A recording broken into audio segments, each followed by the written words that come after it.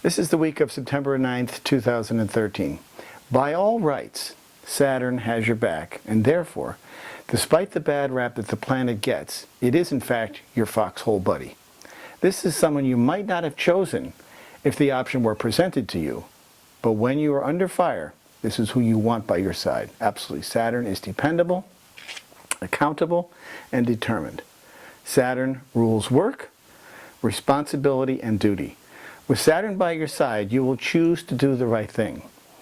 It may be onerous and difficult at the time, but you will prevail and simply get through it. This will be even more so the case over the coming weeks, as Venus steps into co-join with Venus and lends her softening qualities to the stern Saturn.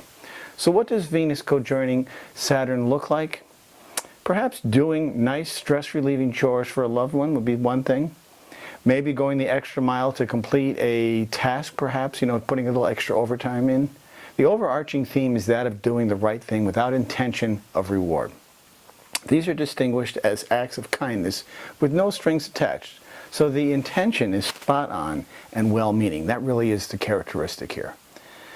Venus will be sitting in the early degrees of Scorpio, where it slowly drifts to meet up with Saturn eventually.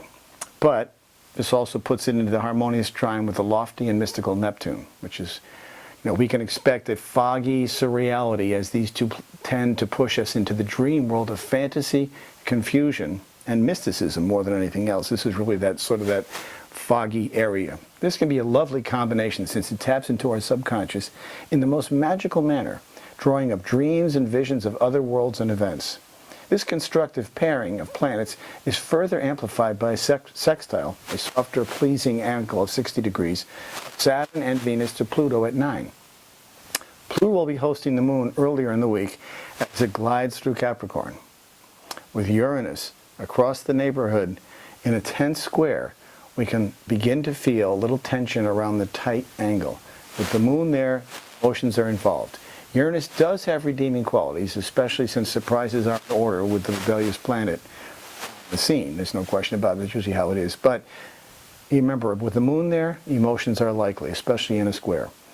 We know that astrology comes from accuracy. When you know the details of your chart, you get the instructions for your own particular journey. This is why I always stress to you to know where your houses are in your chart. When you understand that, you'll know where the action is in your chart.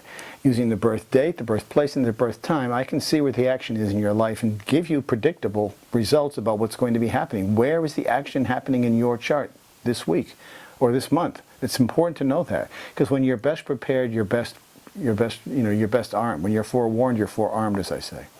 I have a weekly radio show called Turning the Wheel. It's going to be on a new venue soon. It's going to be delivered in a different manner, but it'll still be up on iTunes, always. And the best thing to do to keep in touch with me is to sign up for my newsletter, which you can do on my website, chrisflisher.com or turningthewheel.com. I will see you all next week.